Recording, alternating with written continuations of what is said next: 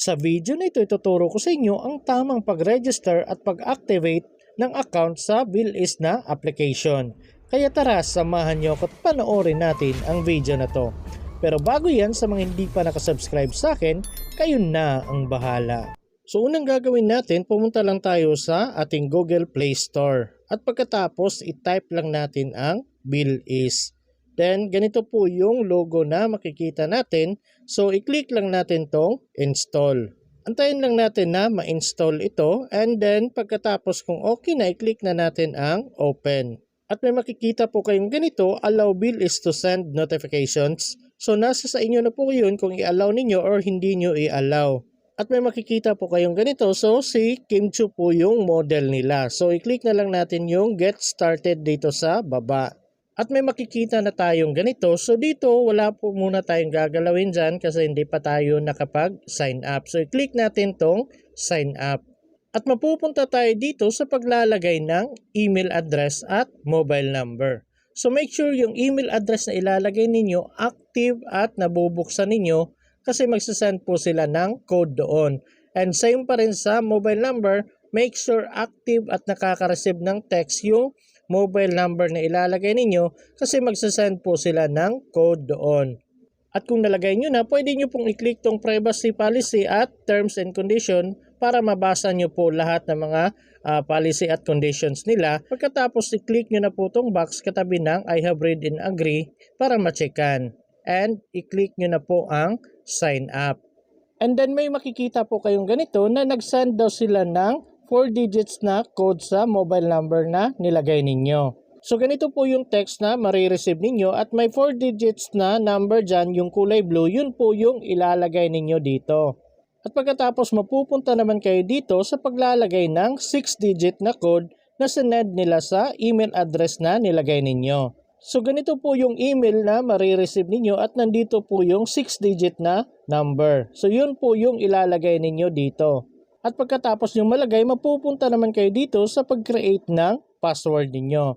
So make sure yung password na ilalagay ninyo nasa at least 8 characters. So pwede pong lalagpas ng 8 characters. Pagkatapos dapat may maliit at malaking letra. Tapos may number kahit isa lang or maraming numbers. Tapos may characters na kagaya nito. Yung @ sign, number sign, question mark, ganyan yung nandito. Dapat may isa po niyan na nakalagay sa inyong password. So kagaya po na example natin dito, kagaya niyan, doves, tapos malaki yung D, maliit yung EVZ, tapos 1, 2, 3, 4, 5, tapos may question mark sa dulo. So pwede na po yan. At kung okay na at nalagay nyo na, i-click nyo na po ang save password. And then mapupunta na po tayo dito sa paglalagay ng 4 digits na PIN or fingerprint ID. So, depende na po yan sa inyo kung ano po yung gagamitin ninyo para ma-secure yung account ninyo. So, sa akin ginamit ko is 4 digits na PIN. So, dito ilagay nyo po yung 4 digits na PIN na gusto ninyong ilagay. At pagkatapos, mapupunta naman kayo dito sa pag-confirm kung ano yung nilagay ninyo kanina, yun po yung ilalagay ninyo dito. At pagkatapos, may makikita tayong ganito, app secured successfully set up. So, dito makikita na natin your account is created. So meron na tayong BillIs account. Pero hindi pa natin magagamit ng buo kagaya ng mga e-wallets, gaming, cash loan, mobile load, ganyan. Hindi pa natin magagamit lahat yan hanggat hindi pa na-activate yung account natin. So kailangan muna nating i-activate ito. So para ma-activate ito, kailangan natin ng registration details, government issued ID, tapos clear and visible selfie. So kung ready na kayo, i-click nyo na po ang activate account. At mapupunta po kayo dito sa data disclosure and consent. So basahin nyo na lang po lahat yan. At kung agree kayo, i-click nyo na lang po ang accept. At pagkatapos may makikita kayong ganito, tell us about yourself. So fill upan nyo na lang po yan, yung gender, yung first name, middle name, last name, date of birth, tapos yung marital status ninyo. So kayo na pong bahalang mag-fill up dyan. So make sure lang hindi magkakalibaliktad yung first name, middle name at last name ng pagkakalagay ninyo. At kung na-fill upan nyo na lahat at okay na, i-click nyo na po itong box katabi ng I understand para ma-checkan. At pagkatapos i-click nyo na po ang continue. At may makikita po kayong ganito, allow BillIs to access this device location. So pwede nyo pong i-click yung while using the app or only this time. Basta wag lang yung don't allow. At pagkatapos dito, fill upan nyo na lang po lahat to, yung house number, province, city, barangay, postal code, landline. Yung landline guys, may nakalagay dyan, optional naman. So, nasa sa inyo na yan kung maglalagay kayo or hindi. So, i-double check nyo pong maigi ang pagkakalagay ng address ninyo para hindi po magkakaproblema yung application. And then, dito tayo sa baba, do you work from home? So, kayo nang bahala kung yes ba or no yung sasagot ninyo. Kung hindi kayo work from home, so kailangan ninyong maglagay ng complete office address dito sa baba. Pero kung work from home kayo, wala na po kailangang fill upan dyan sa baba. So i-click nyo na lang po ang continue. At pagkatapos mapupunta tayo dito sa paglalagay ng character references. So dito sa taas, maglagay kayo ng family member ninyo.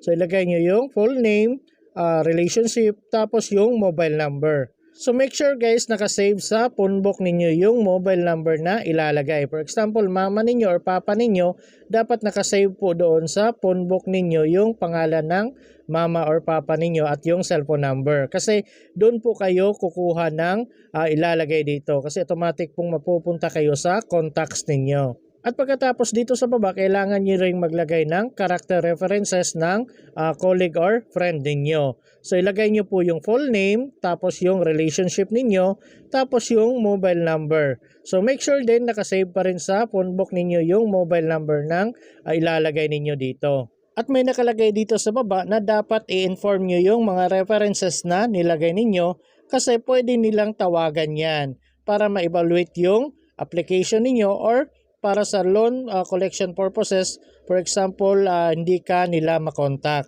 So make sure na inform nyo guys, baka magulat na lang sila, tinawagan sila at hindi nila alam. At kung okay na, i-click nyo na po ang continue. At pagkatapos mapupunta tayo sa fourth step, ang paglalagay ng valid ID. So i-click nyo na lang po itong choose ID type. So ito po yung mga valid IDs na tinatanggap nila ngayon. So make sure meron kayo kahit isa lang sa mga ito. So, national ID, passport, driver's license, professional identification card or PRC, voter's ID, GSIS card, SSS card, senior citizen card, alien certificate of registration, unified multi-purpose ID or UMID card, NBI clearance, integrated bar of the Philippines or IBP ID, and postal ID. So ito lang po muna yung mga IDs na tinatanggap nila. So kung wala kayo nito, hindi po kayo makakapag-activate ng inyong account. So kagaya sa akin, UMID po yung pinili ko. At pagkatapos dito sa baba, ilagay nyo po yung ID number na ginamit ninyo. So make sure guys, nasa inyo po yung ID kasi nandito sa baba, kailangan ninyong picturean yung ID. So i-click nyo na lang po itong take a photo. At may makikita po kayong ganito, allow to take picture and record videos, yung Bilis app daw. So i-click nyo na lang po itong while using the app or only this time. Basta wag lang yung don't allow. At may makikita na naman kayong ganito, allow Bilis to access photos and videos on this device. So pwede nyo pong i-click yung allow limited access or allow all. Basta wag lang yung don't allow. So dapat daw makikita lahat ng kanto sa inyong IDs tapos walang nakatakip sa inyong ID and make sure hindi blurred yung pagka-picture ninyo. So kung okay na at malinaw na, i-click nyo na po ang take a photo. At pagkatapos mapupunta kayo dito. So dito i-double check nyo po yung pagka-take ng picture. Make sure malinaw at nababasa yung mga details sa ID ninyo. So kung hindi malinaw, i-click nyo po yung retake. Pero kung okay naman, i-click nyo na po itong yes, looks good. At pagkatapos mapupunta kayo dito, so nire-review na daw yung ID na sinubmit mo. So may 5 minutes silang mag-review. Pero sa akin hindi pa natapos yung 5 minutes, okay na po. At kung okay na, mapupunta na po kayo dito sa last step, yung pag-take ng selfie photo. So make sure guys, nasa maliwanag kayo na area. So kung okay na, i-click nyo na po ang take a selfie. So make sure daw nasa maliwanag kayong area tapos makikita yung buong mukha ninyo at walang nakatakip, and make sure hindi blurred yung pagka-take ninyo ng picture at dapat nasa maliwanag kayong area. So kung okay na yung pagka-picture ninyo, i-click nyo na po itong yes, looks good. At may makikita na po kayong 5 minutes na timer dyan sa pag-review ng inyong selfie photo. So sa akin hindi pa natapos yan, napunta na po ako dito sa paglalagay ng inyong source of income. Pwedeng employment, remittance, freelance ba kayo, or may business kayo. So kayo nang bahalang pumili kung ano yung source of income ninyo. So dito kailangan nyo pumili kung saang industry kayo, tapos yung employer name, job title, freelancing since kung kailan ka nag-umpisa, tapos yung work email kung meron, pero pag wala, wag nyo na pong lagyan. Tapos yung gross monthly income, ilagay nyo rin po. Tapos yung payout frequency, kayo nang bahalang maglagay dyan. So kayo nang pumili kung every month ba, twice a month, or once a week, or 2 weeks, 14 days, once a week. So kayo nang bahala kung kailan yung sahod ninyo. At kung nakapili na kayo dito sa baba, kailangan yung pumili ng petsa kung kailan kayo nagsasahod. So pwedeng 15th day of the month or 30th day of the month. Or kung wala dyan, i-click nyo po yung other. Please specify. Pagkatapos, i-click nyo na lang po itong select a day of the month. Dito pwede kayong pumili kung first day ba, second day, third day, fourth day, hanggang 31st day of the month. So kayo nang bahalang pumili kung anong petsa yung sahod ninyo. At kung may another income pa kayo, i-click nyo na lang po itong additional income source. Pero pag wala na, i-click nyo na po ang continue. At pagkatapos maglo-loading yan ng kaunti, so antay-antayin nyo na lang, sa akin wala pang 1 minuto, may na-receive na akong ganito. Your application is approved. So approve na yung application ko.